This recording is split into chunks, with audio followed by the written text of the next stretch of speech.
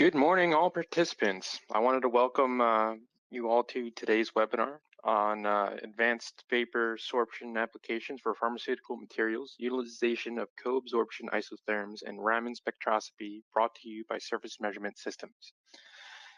Today, our presenter will give a brief introduction about our DVS equipment, co-absorption experiments, and in situ Raman spectroscopy. Our presenter is Dr. Dan Burnett. He's the Director of Science Strategy for Surface Measurement Systems Ltd., located in North American headquarters, Allentown, PA. His team works on research studies and science applications for many prominent companies. He has received his bachelor's degree in professional chemistry from Eastern Michigan University in 1997 and a PhD degree in chemical engineering from the University of Michigan in 2001. Since joining Surface Measurement Systems in 2001, he has continued his interests in sorption science and surface chemistry on a range of materials including pharmaceutical powders, natural and man-made fibers, polymers, films, and food flavor systems. Dr. Burnett has authorized or co-authored over 25 papers in peer-reviewed journals and presented at numerous national and international conferences. During this presentation, you may send us chat messages with your questions. Then at the end of the presentation, Dr. Burnett will try and answer all your questions, or if we don't answer your questions and we run out of time, we will contact you via email. Please welcome Dr. Dan Burnett. Hello, everyone. Thanks for joining the webinar today, and thanks, Brad, for the introduction. I'm going to move to my presentation, and hopefully, if there's any technical problems or questions, as Brad mentioned, please use the chat feature in the GoToMeeting, and we'll address those in due course. So the outline of my presentation, I will spend only 1 or 2 slides introducing DVS because this is not the focus of this talk, and most people here are familiar with the technique. But what I'd like to focus on today is some of the non-standard or non-trivial applications in using some of the more advanced features, in particular co-adsorption experiments, looking at water, solvents, and dual solvent systems, and also looking at the use of utilizing in situ Raman spectroscopy in more further understanding how moisture or vapor interacts with pharmaceutical materials. So just as a very brief introduction to DVS, this is a schematic of the system. The heart of the instrument is a microbalance, which can essentially measure very small changes in weight as we expose the sample to a steady and constant flow of air or nitrogen that is humidified or saturated to different levels with different solvents. In particular, the DVS Resolution instrument has 2 solvent generation channels. Each are independently controlled with their own feedback loop with their own sensor. If it's for water, we have a humidity sensor. If it's for organic solvents, we use an ultrasonic sensor to measure and control in real time organic vapor concentration and delivery. So the vapor, whether it's water or organic solvents, is generated upstream, then delivered to the sample, while the balance is constantly monitoring the mass gain or mass loss as we expose to increasing or decreasing levels of vapor concentration. And the typical result and the typical isotherm is something that I have here with this overlay graph. So those of you familiar with DVS instrumentation, the solid red line is the kinetics or the mass change as a function of time. Typically what's done in an isotherm experiment is the humidity or vapor concentration is increased in discrete steps, and then until equilibrium is established. And then from the equilibrium points on the adsorption or desorption, we can then calculate the adsorption in solid blue and desorption in dashed blue isotherm. So this is the standard experiment that most people are very familiar running. In particular, this happens to be water absorption on a polymer film, looking at water coming on, water coming off, and then you get the water content as a function of relative humidity. So to expand on the, let's say, routine or typical applications of the DVS, I'd like to focus on a couple case studies. In particular, the first one is going to look at some common pharmaceutical polymers or excipients that may be used as a spray dry matrix. And very often with new spray dry applications, these solvent systems can be quite complex, not just spray drying in water, but spray drying in organic solvents or even a mixture of organic solvents in order to get the desired properties of the final formulation, in particular, perhaps stabilizing an amorphous API in the various polymers. So what this I'm going to walk you through is a series of experiments. This happens to be on a VA64 or a type of colladone, and this is your standard water absorption experiment. So here is the kinetics: water absorption on, water desorption, water off. From the adsorption desorption kinetics, we obtained the adsorption in red and desorption in blue. This is the water absorption for this VA64 polymer. One thing we can note is that the polymer is fairly hydrophilic, has a maximum weight gain of about 30 weight% when exposed to 90% relative humidity at 25 degrees C. Same experiment was done on the same polymer for acetone, and we can see that acetone, vapor, isotherm, adsorption, desorption. We certainly note on the desorption side the kinetics are significantly slower, and in fact, a significant amount of acetone is trapped within the sample and does not come out under the conditions that were done here at 25 degrees C in flowing nitrogen. And here we can see the acetone absorption, desorption isotherm, and again, there is a significant amount of acetone that is remaining dissolved or trapped inside the polymer.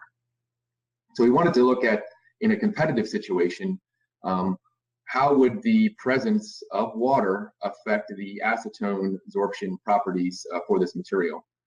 Most likely, you can see acetone at the low end is relatively low until we get to about 40 to 50 weight, 40 to 50 above 50% P over P naught. You see a large increase, maybe due to a solvent-induced glass transition, or some phase change is most likely occurring as the acetone penetrates the bulk and then gets trapped inside the polymer.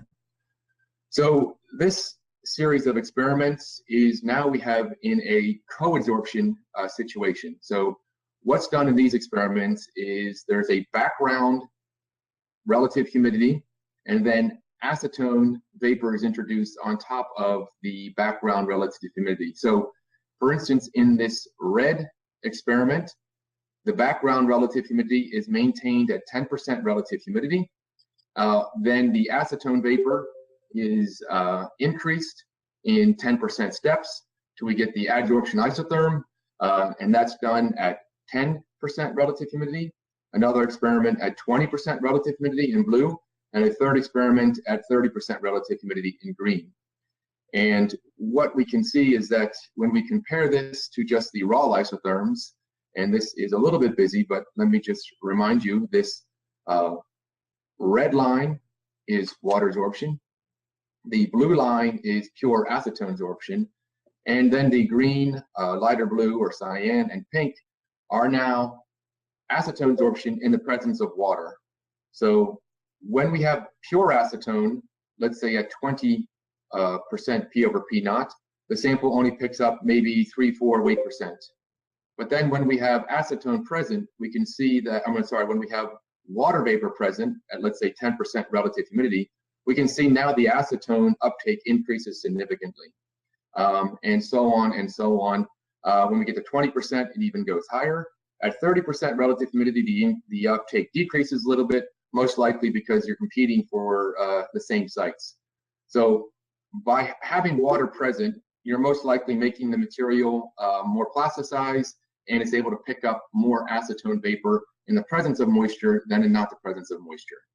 So this is on this VA64, which is a relatively hydrophilic polymer. Similar experiments were done with an HPMCAS polymer, another relatively common pharmaceutical type of polymer. And the same exact experiments were done. Again, this is at 10% relative humidity, this is at 20% relative humidity, and this is at 30% relative humidity. So we're looking at the acetone isotherm in the presence of moisture. And if we compare that, we see that the pure water isotherm for this HPMCAS is much lower. So it's only about a 5% uptake. So it's much less hydrophilic. We don't see a big phase change or anything like that when exposed to water vapor. The cyan is the, I apologize, it's a little bit off here. This one is the pure acetone. This is pure water. And we can see that, and when we add water, we actually decrease the acetone because we're not seeing that water is introducing a phase change, which is allowing swelling or other things to happen. We're now looking at water and acetone competing for the same parts of the polymer, and by actually having some moisture present, we see a slight decrease in the acetone uptake. So we can see that by changing the relative concentration or the different vapors and different solvents, we can further investigate more complex spray drying applications when you might have dual solvent systems present. Switching gears to another type of dual solvent or competitive solvent application. Here we're looking at carbamazepine, a very common API, and it's well known when you can produce it in the anhydrous phase, it will form a hydrate when exposed to water vapor. So this red line is water absorption, this blue line is desorption, this hysteresis is due to the formation of a stoichiometric hydrate. Acetone will also form when you can produce carbamazepine in the anhydrous form. We expose it to acetone, it can form a solvate. So acetone can form a 1-to-1 solvate when exposed to acetone vapor. So the question we wanted to look at to see is which one might be preferable if both acetone and water were present at the same time. So we utilize the use of in situ Raman spectroscopy to help us learn a little bit more about the hydrate formation, the solvate formation, and which one might be preferred when both are present. So the in situ Raman is a line of sight Raman, so we can, using a fiber optic probe inside the DVS instrument, we can get direct line of sight to the sample. So while the sample is being exposed to different vapors, we can then measure the in situ Raman spectra. So we did that. This is just the dry carbamazepine sample as a baseline. This is the anhydrous. From 0 to 30% water absorption, a little bit of difference. You see some increasing just due to most likely water, surface water. And we can look at the full 0 to 90% relative humidity. And we do see some changes in the Raman spectra, but we don't see any shifts, let's say, in the bands or the peaks. So we do see an increase due to perhaps the hydrate formation, but we don't see any shifts in the location of these peaks or the presence of any new peaks. The same experiment was done for acetone, and then this is again the dry acetone, the dry carbamazepine sample. And then when we expose it to high acetone concentrations, if to the naked eye you might not see it, but we do see some shifts in the Raman spectra, and particularly in this range here and up here. So if we blow these areas up, we can look at the different spectra between carbamazepine at 0% acetone partial pressure and at 90% partial pressure. And we do see some different peaks that begin to form with or without the solvate being formed. And it'll become a little bit more clear in the 2900 to 3100 range in the Raman spectra. And we can see a clear and distinct shift in some of these peaks. So the blue line is at 0% partial pressure of acetone, and the green line is at 90% partial pressure of acetone. So we can certainly see, in particular, this range here, And over here, the formation of some unique Raman spectra peaks due to the formation of the solvates. So that was with pure water and pure acetone. So we wanted to see if we created one and then expose it to another vapor, which one might be preferable. So we first created the acetone solvates, and then we form the solvates. We confirmed that the acetone does form the solvates, and we see that here. And then again, just a word. If anyone's online, they might want to mute their microphone.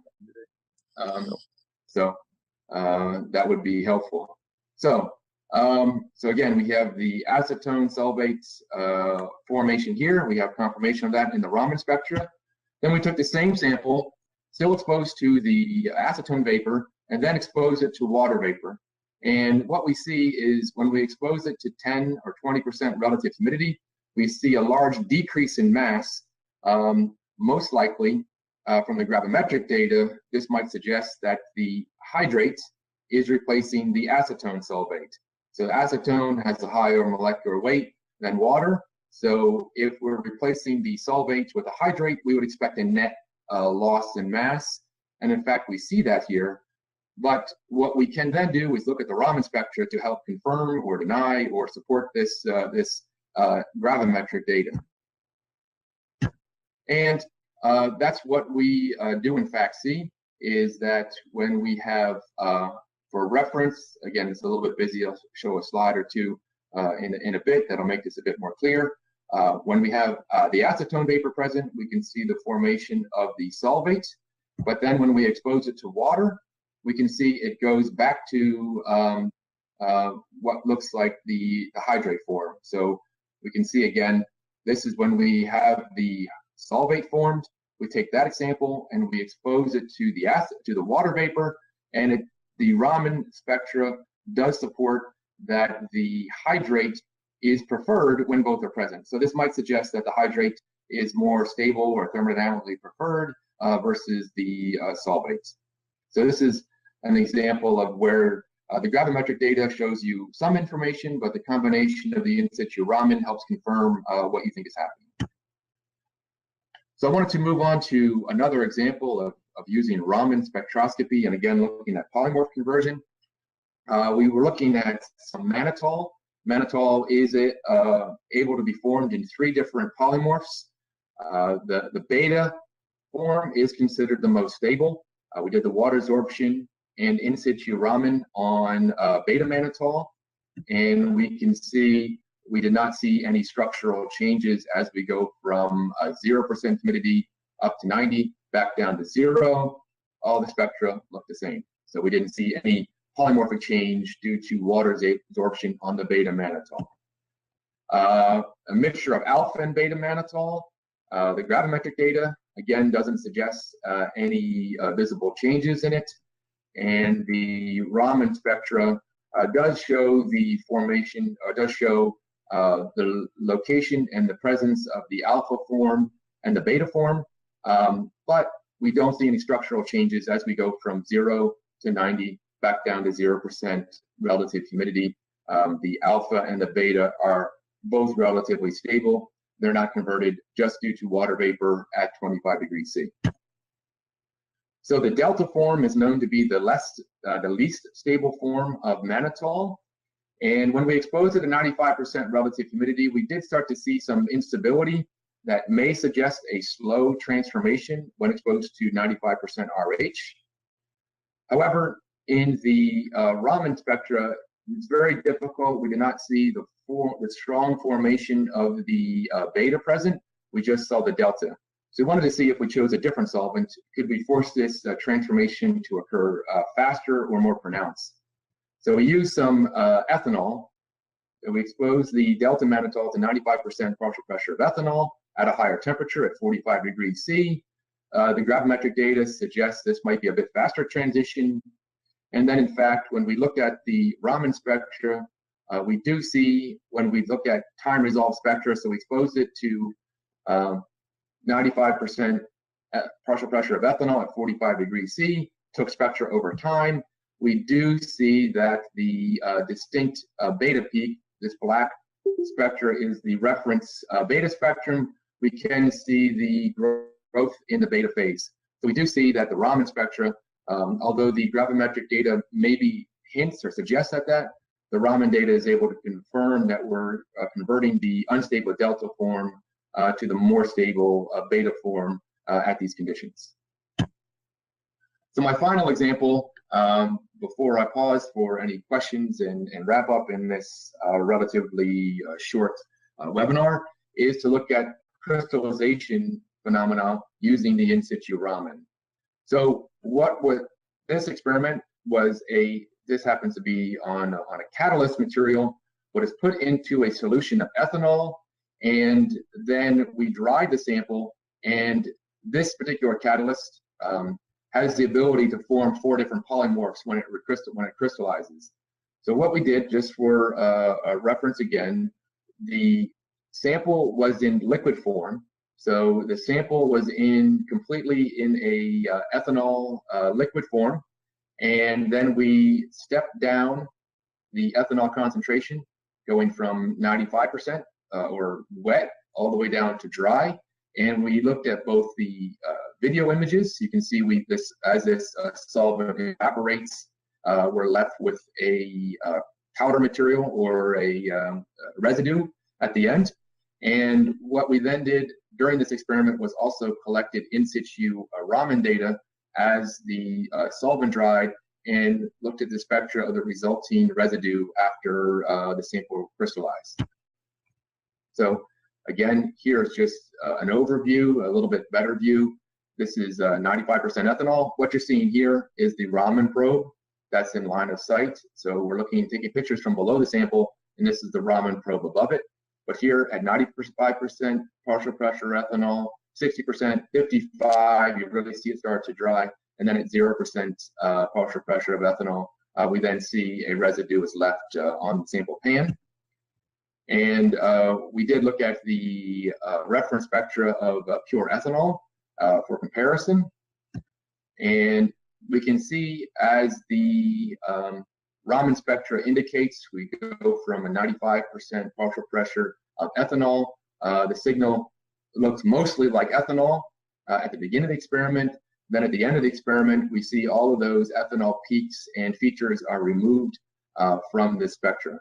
And although this may look to the naked eye as just a noise at the end, we can do some background subtraction and correction to get a actual Raman spectra of the final residue that remained after the sample crystallized. And if we blow up in this area here, we are actually able to identify a distinct peak, and this peak was able to be compared to the reference spectra of the 4 different polymorphs for this particular catalyst. And we were able to identify, again, the sample is known to crystallize into 4 different polymorphs. And due to the spectra in the 2200 to 2300 range, we were able to identify which polymorph was crystallized under these conditions.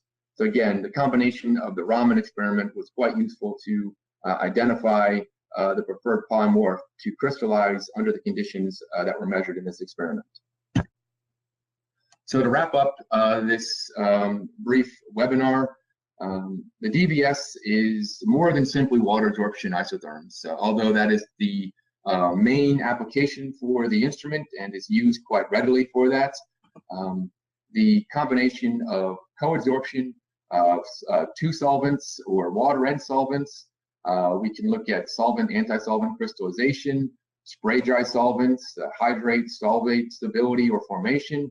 And then if we combine that with in situ Raman spectroscopy, we can confirm or rule out different hydrates or solvates that are formed, look at polymorphic identifications, look at crystallization and kinetics of crystallization, and also look at more subtle phase changes that might not be directly measured by the gravimetric data. So with that, I thank you for your time. And if there are any questions that I can answer, maybe Brad could help me out with that, or we can certainly provide any answers. You can email me directly, or you can email us at science@surfacemeasurementsystems.com, or our general email, which is info@surfacemeasurementsystems.com. So I'm going to go back to the GoToMeeting. And Brad, if there's anything that I need to answer at this point, I will let you take over. All right, so I haven't gotten any questions throughout the meeting, but if there's any questions, now would be the time to ask. Is there any questions from anyone? You can use the chat feature here, or you could potentially unmute your microphone and ask a question. That would be acceptable as well. So it looks like there's nothing coming through as of yet. So not related to pharmaceuticals, is that okay? Yeah, Aaron? Any question is fine.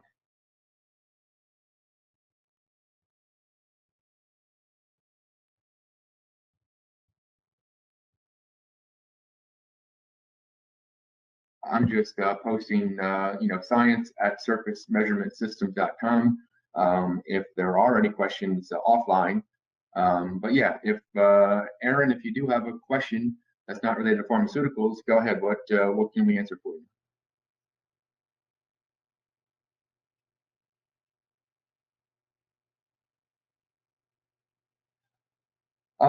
The question is, sure, I have some spikes that appear in my adsorption curve. What could be the cause? They haven't seen spikes before. This is without seeing the data. It'd be a little bit hard for me to answer off the cuff, but obviously there can at times with some materials can be more static prone than others, which can look like noisy data at times. Obviously, if it's someone bumps the instrument, that could cause that as well.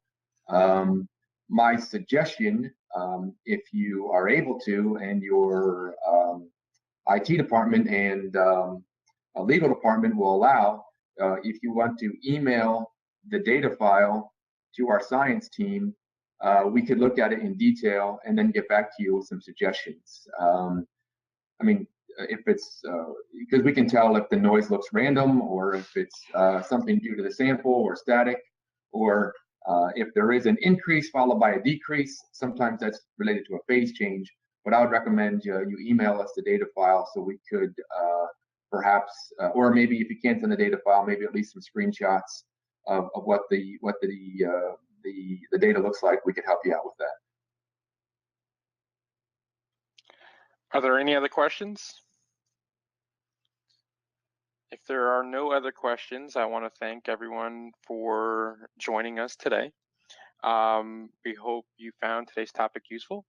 If you wish to know more about surface energy and DVS products or any of our other products, please visit our website at www.surfacemeasurementsystems.com for more info, or email us at info@surfacemeasurementsystems.com. Do you have any thoughts on quantifying the relative amounts of water and organic solvents in your sample? That's a very good question. Obviously, all we are measuring in just a regular DVS is a mass change. So when we have two solvents present, there's no way to know if it's one solvent versus the other. What we typically do when we're doing these experiments is keep one solvent constant, and then we vary the other solvent. So we would keep a background of the solvent 1 and increase or decrease the solvent 2. So that way we could get a better understanding of which one is causing the increase or decrease. It depends. I mean, some of the times if you combine it with Raman spectroscopy, you can see some gradual increase in some of the peaks as you pick up water vapor or other thing else. Well, water is pretty Raman inactive. So if the solvent is Raman active, you might be able to use the Raman spectra to help look to see what is causing the mass change or mass loss and which solvent it's related to. Obviously, quantifying Raman spectra to amounts typically uses some chemometrics to get at that, but it is possible, but not as direct. So it's a very good question, and I don't have a perfect answer for you. But if the solvents are Raman active, that could give you an indication of which ones are on the surface. If not, we would just typically only vary one solvent at a time. All right, so that looks like it concludes our webinar today. So again, thank you everyone for your time, and hopefully it was helpful. And if you need anything else, please email us. All right, thank you guys. Have a good day, and feel free to email us any questions offline. We'll be happy to answer them. All right, bye.